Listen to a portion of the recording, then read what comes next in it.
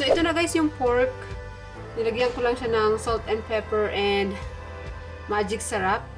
Nilagyan ko na siya ng flavor. Tapos, nagpapakulo na ako ng oil.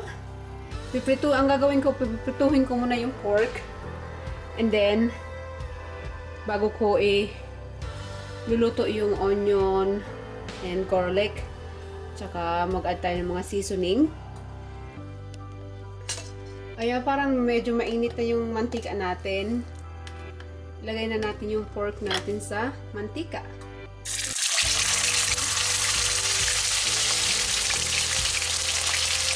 Medyo layo-layo tayo guys kasi. Ayan na siya guys. Pinipito ko na yung pork. Medyo layo-layo tayo kasi tumatalsik yung mantika. Kagigising ko lang, wala pa akong ligo. So, ayun, naisipan ko may tira pala akong, ano yun, pork, yempo ba yun? Yung pork slice. And then, naisipan kong gawing ulam ko ngayon, tsaka baon ko na rin yung tira sa work kasi may pasok ako ngayon. Late yung pasok ko ngayon. Closing ngayon yung pasok ko. So, naisipan kong lutuin yung para may baon ako mamaya sa work. So, ayun, kasalukuyang piniprito natin yung pork yempo. Naririnig yung medyo maingay yung pagpiprito, maingay talaga pagpiprito, tsaka makalat. So, ayun. Late yung pasok ko ngayon, kaya magluluto tayo ng pork steak. Ganon, may ganon, pork steak. Then, nagluto na rin ako ng kanin, tsaka sinabay ko na rin yung steam na, ano tawag dito? Kale. Nagamit din pala tayo dito ng soy sauce and vinegar. Okay, nagpalit ako ng kawali guys. Gusto ko yung yung maliit kasi apat na piraso lang naman yung pork. Ayan na pala yung pork na pinirito natin kanina. Tapos yung oil na gagamitin ko, the same oil na ginamit ko pag prito ng pork, ita-transfer ko lang dito sa maliit na pan. Kukuha lang ako ng konti. Sana hindi shaky kasi para pang prito natin ng onion tsaka garlic. Para may lasa. Parang napadami ata yung ko. Yung okay lang yan.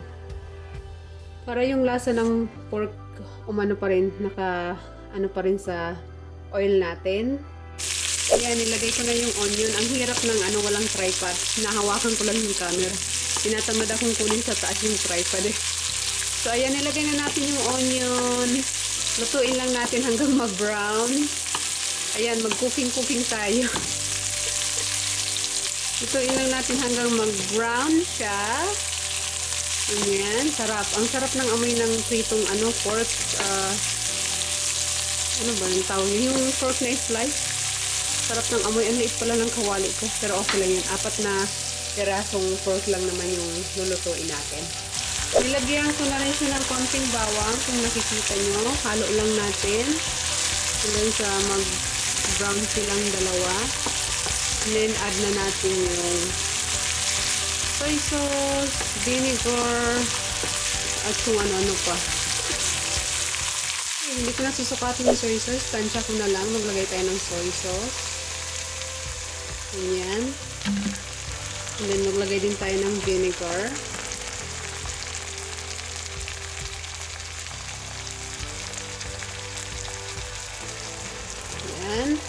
Mag-a-add na lang ako ng ng lemon juice kung kailangan ko pa ng medyo maasim na flavor.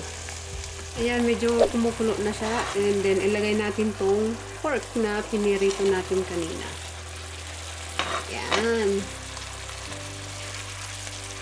And then lang natin, hayaan lang natin isok yung flavor ng soy sauce, vinegar, tsaka seasoning sa ating pork na pinirito. So, ayan, may ulam na tayo. Yan. Lutuin ko lang siya ng konti-konti. Tikman ko siya kung okay na yung lasa. Mag-add lang ako yung lasa. Kailangan pa ng konting lasa. And then, tapos na. We're done. Ayan, tikman natin guys.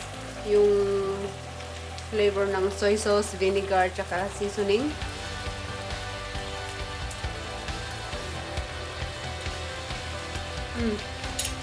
Sarap yung pagkaasim ng vinegar tsaka combination ng toyo. Sarap.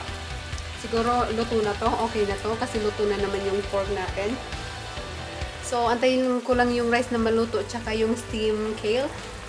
And, kain na ako. Ayun na siya guys. Sarap. Sarap ng yung soy sauce na pinaghalong vinegar. Yan, ready na yan na kainin.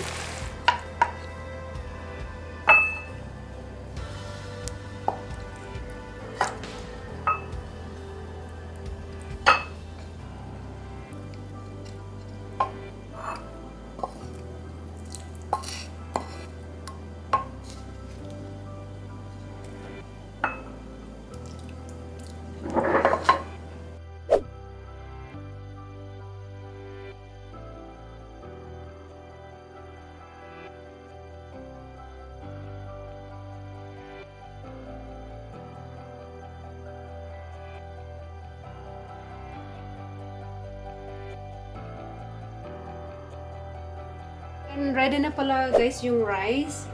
Ito na yung itsura ng steam kale natin. And then yung rice nasa ilalim nitong rice cooker.